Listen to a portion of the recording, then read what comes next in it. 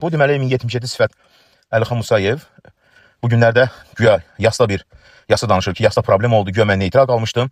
Belə verir ki, güya qardaşların yasında problem olur, falan olur. Mən də rəddiyə verdim ki, olsa sən təkvirçilərin yasına gedərsən, təkvirçilərin yasında problem ola bilər.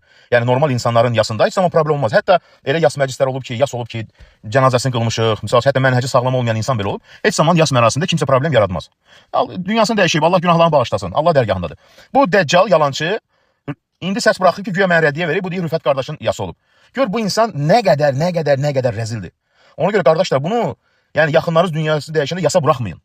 Çünki sizin yastığınıza iştirak edir, sonra onu üzərindən 1-2 il keçəndən sonra problem kimi qələmə verir.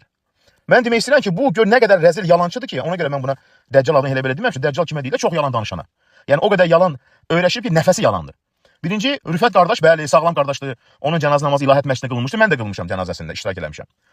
O yas mərasimini, məsələ belə olub. Niyə yalan danışırsan, utanmırsan? Özdəki Rüfət qardaş artıq dünyasını dəyişib, 2 ildən çoxdur. O yas mərasimində çəpə olmayıb, problem olmayıb, ay sapıq, ay yalancı, ay kəzzəb. Rüfətin qardaşı təkvirçidir. Zır təkvirçi, xavaricidir Rüfətin qardaşı. Hər kəs bilir. Rüfət ondan üz döndərmişdi. Qardaşın gəlmişdi cənazəyə. Səni gətirmişlər cənazəyə, çıxış elətdirmək istəyirlər təkvirçilər. Qardaşlar deyiblər ki, lazım deyil səni çıxış eləməyin. Sənə çıxış eləməyə imkan verməyib qardaşlar. Burada nə problem var ki? Bunu problem kimi verirsən, güya sən neytral qalmışdın. Nə neytral qalmışdın? Ay yalancı, ay kəzzəb. Təkvirçilər səni gətirmişdi.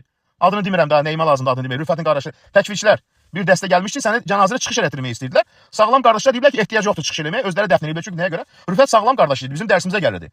Ay yalancı, ay kəzzəb, niyə yalan danışırsan? Yəni səndə bir zərrə qədər vicdan, nə deyim səndə, zərrə qədər vicdan varmı səndə? Rüfət qardaş 2 ildir dünyasını dəyişib.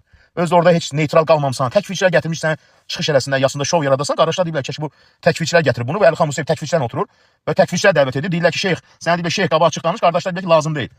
Və dəfn ediblər. Bunu niyə neçə ildən sonra problem kimi qələmə verirsən? Utanmırsan, ay vicdansız. Bir insan dünyadan köçüb gedib, sağlam insan olub, bizim dərslərimizə gəlirdi, bizim tələbəmiz idi Rüfət, Allah rəhmət eləsin. Bunu indi verirsən, güya sən bir yas mərasimində iştirak eləmirsən, problem olub. Heç bir problem olmur, çox gözəl dəfn ediblər. Sadəcə sənə çıxış eləməyə imkan verməyiblər qardaşlar ki, ehtiyac yoxdur. Çünki səni təkvirçilər gətirmiş ki, şeyx deyə qabağa verirdilər səni. Ay utanmaz. İndi kiminsə cənazəsi məsələsini özünü qəhrəman kimi göstərməyə çalışırsan və həqiqətləri gizlədirsən, sən nə murdar insansan, sən həqiqətən nə qədər çirkin insansan. Yəni bu qədər çirkin, rəzil olacağını da inan təsəvvür edə bilməzdimi? Qardaşın dəfnindən özün üçün qəhrəmanlıq çıxarmaq istəyirsən. Gör neytral hansı o dəfnində heç bir problem olmayıb. Təkvirçilər səni qabağa verib problem yaratmaq istəyib. Qardaşlar deyiblər ki, lazım deyil. Heç kimsə lazım deyil. Çıxış eləmir. Çünki cənazəsini qılan İsmail qardaş da orada dəfndə olunub çıxış eləyib. Səni soxurdular təkvirçilər. İndi onu başqa cür verirsən. Səndə zərrə qədər vicdan varmı? La ilahe illallah. Mən belə vicdansız, yalancı, kəzzəb, ikiyüzlü, nə deyim, belə murdar insan həyatımda görməmişəm vallahi qardaşlar. Həyatımda görməmişəm. Gör Rüfət qardaşın dəfn mərasimini necə təqdim edir insanlara. Allah sənin bəlanı versin. Allah səni məhv eləsin. Utanmaz məxluq.